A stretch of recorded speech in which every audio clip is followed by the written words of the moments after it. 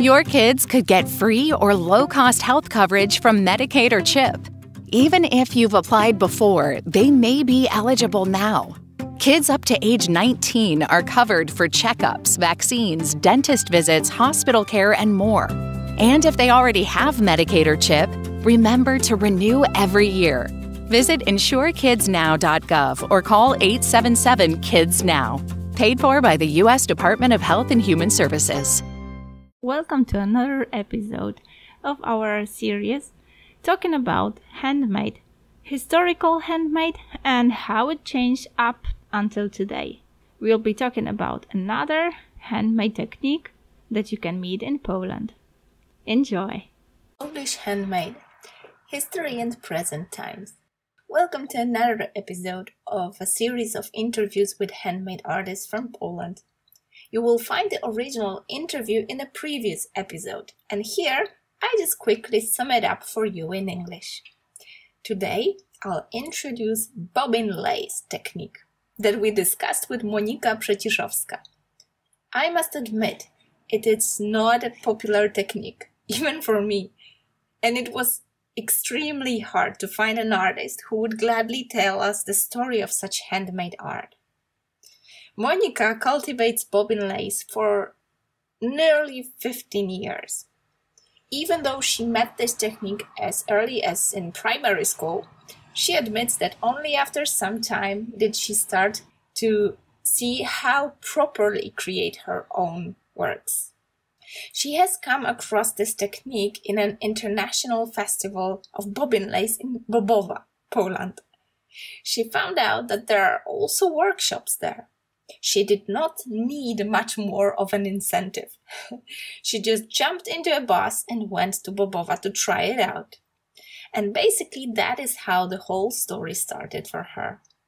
She mentions jaw-dropping lace, embroidery, all the magnificent works of handmade art she got inspired by in Bobbin. She laughs about her very first trials during workshops when she was sweating nervously about simple work. She says her first work was not maybe very spectacular, but made her totally fall in love with this technique, once and for all. Linen thread was the first obstacle. It was definitely hard to get a piece of material at the time when Monika started her artistic journey. That was the reason why she went to Bamberg, to another festival. She has bought lots and lots of materials, and there was no way of stopping her from then on. As she says, I walked out with empty wallet, but a camera roll bursting with unforgettable pictures and a head full of precious memories and ideas. In between long hours, days, and weeks of practice, she visited bobbin lace artists from Bobbin, this time on her own, privately, to have one-on-one lessons and experience some creative masterminding. Also in Bobbin, she met Czech teachers who told her all about bobbin lace. They told her also about the school in Prague. She invested over 2 years to study bobbin lace. She hovered back and forth to Prague every month in order to gain as much experience from her mentors as she could. She learned how to reconstruct historical lace, how to design her own patterns, and how to work with various techniques. When I asked Monika about the tools, a whole new chapter of this story unfolded. Special wooden blocks, special linen thread. None of them you can buy in a regular shop. One needs a special pillow-shaped roll, usually stuffed with some hay or sawdust. This is a, so to say, base for the pattern. Then one needs a simple wooden sticks, 2 of them per one thread.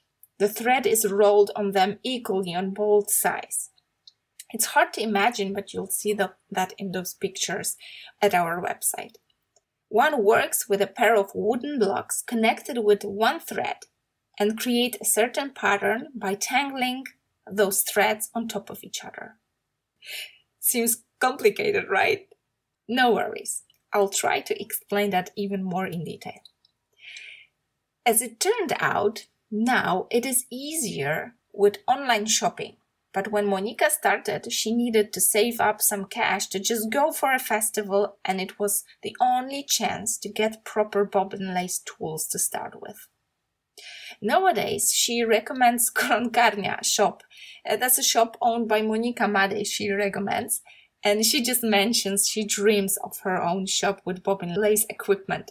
I keep my fingers crossed for you, Monika. I really hope you will find this shop for you. Then I know where to go to buy some stuff.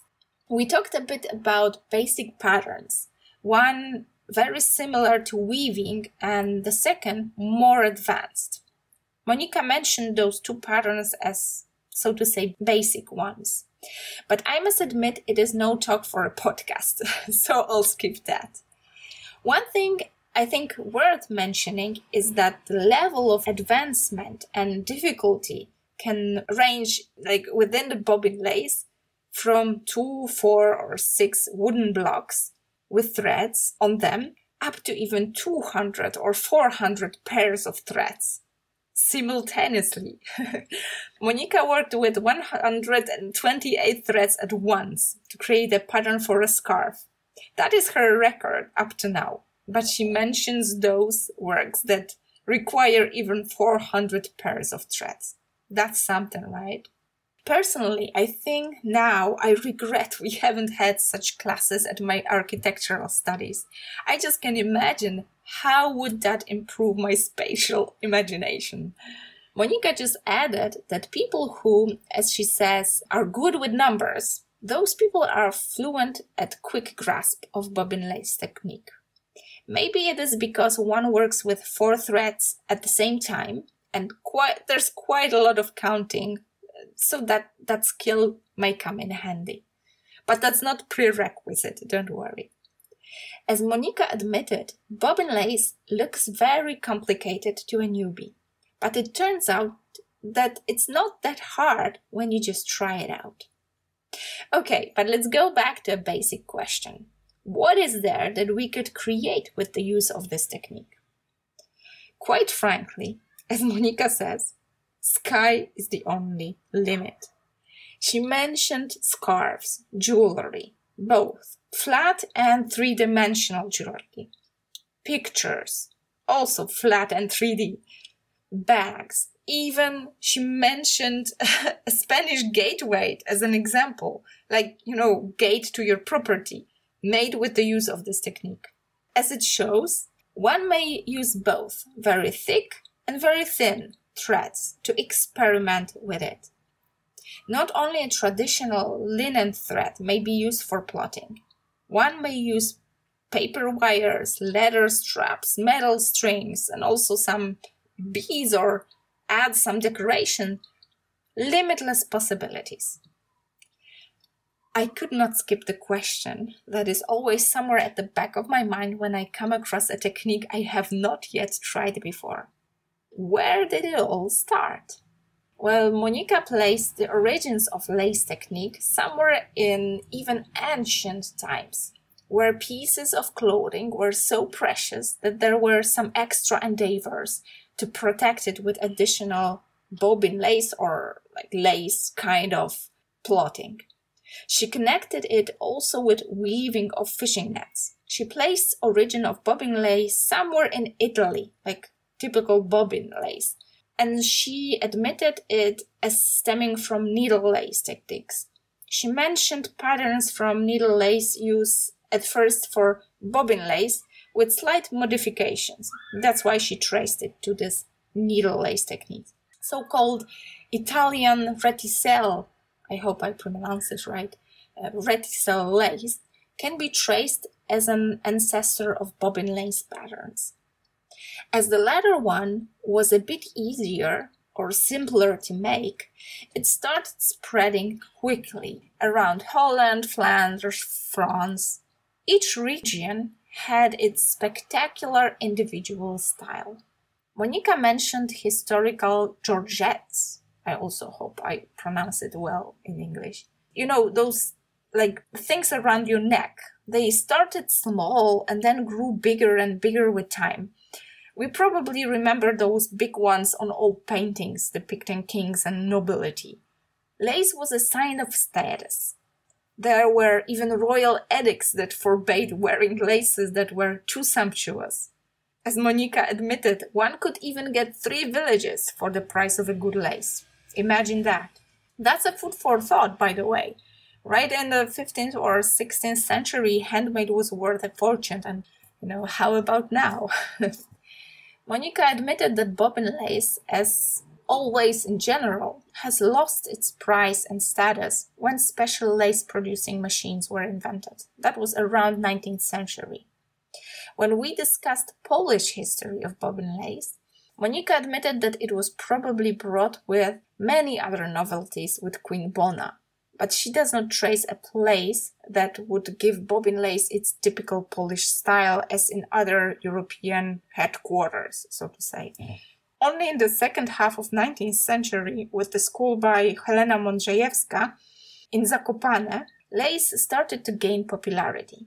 This second school, after Zakopane, was the already mentioned Bobowa, which is, so to say, lace capital up till now here in Poland.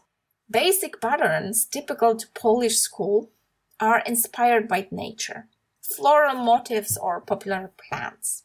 Beginning of 20th century was marked with Polish lace makers achieving highest awards on international lace competitions or world exhibitions like Paris.